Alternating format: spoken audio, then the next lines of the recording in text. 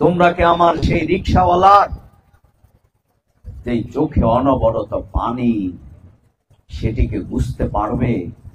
তিনি লিখেছিল যে আমি যাত্রাবাড়ি দিয়ে যখন আমার রিক্সা নিয়ে আসতেছিলাম, তখন গলির ভিতর থেকে কয়েকটি যুবক আমাকে ডেকে বলেছিল, আঙ্কেল, আপনি খালি রিক্সা নিয়ে যাচ্ছেন, এখানে একটি যুবক গুলিবিদ্ধ হয়ে সে আজকে ছটফট করছে, আপনি কি আপনার রিক্সায় করে তাকে একটু নিয়ে যেতে পারেন?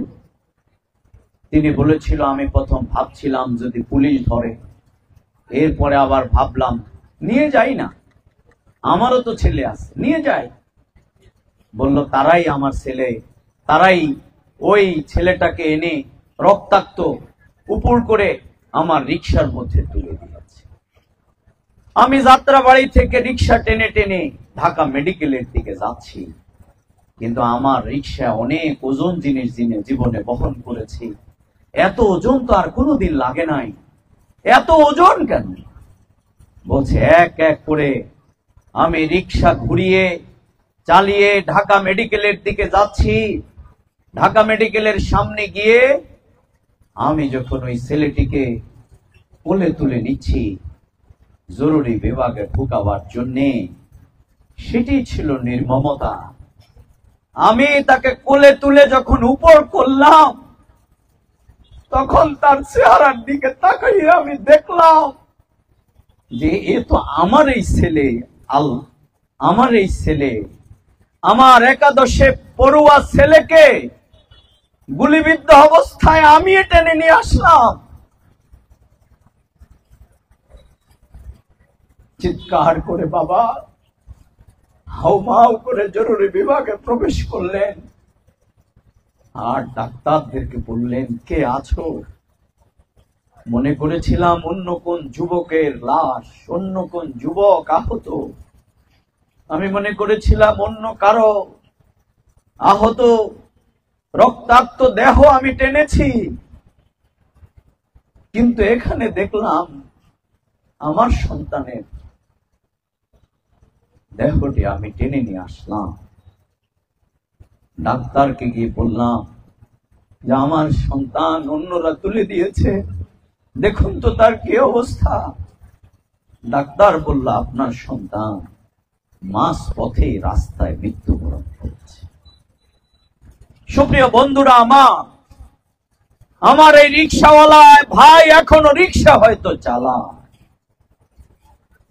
তোমরা যদি আজ শপথ নাও, অসহায়, বঞ্চিত, ক্ষুধার্ত মানুষের ভাগ্য উন্নয়নের জন্যে unparalleled personality of the world, last prophet Muhammad Rasulullah sallallahu alaihi wasallam যে সমাজ বিনির্মাণ করেছেন, সেই সমাজের মতো একটি বাংলাদেশ যদি করতে পারো, তাহলে শহীদের ভাগ্যে উন্নয়ন হবে, পরিবর্তন হবে। আমরা আমার ওই বোনকে টাকা দিয়েছিলাম, তিনি একজন শহীদের স্ত্রী, তিনি টাকা নিয়ে বলেছিল, আমার এই টাকার কোনো দরকার নেই, আমি অন্যের বাড়িতে কাজ করে খাই, আমার টাকা লাগবে না। জামাত ইসলামী আমাকে আপনারা 2 লক্ষ টাকা দিয়েছেন, আমার টাকার দরকার নেই। তিনি আমাদের নেতৃবৃন্দকে প্রশ্ন করেছেন, আমার প্রতিদিনের কষ্ট যে প্রশ্ন, এর উত্তর কি আপনাদের কাছে আছে? আমার পেটে যে আমার স্বামী 4 মাসের সন্তান আছে, আমার স্বামী শহীদ হয়ে গেছে, আমি প্রতিদিন ভাবি আর কয়েক মাস পর যদি এই সন্তান দুনিয়ায় আসে, তাহলে সেই যখন আমার কাছে জানতে চাইবে তার বাবাকে, তার উত্তর কি হবে? আমি প্রতিদিন প্রতি রাত সেটি করছি। আমরা ওই শহীদের স্ত্রী, যাকে 12 দিন পরে উত্তরায় আমরা তাকে ডেকেছিলাম, আমরা তাকে 1 প্যাকেট টাকা তুলে দিয়েছিলাম, গিফট তুলে দিয়েছিলাম, তার সন্তানের জন্য অনেক কিছু তুলে দিয়েছিলাম। তিনি বলেছিলেন, এই দুনিয়া আমার আর কেউ নাই, কিন্তু আমার স্বামী প্রতিদিন 5-7 বার করে, ব্যবসায়ী প্রতিদিন আমাকে ফোন দিত, কিন্তু এই সর্বপ্রথম আমার খোঁজ বাংলাদেশ জামাত ইসলামী নিয়েছে। এই জন্য আমি আপনাদের কাছে কৃতজ্ঞ।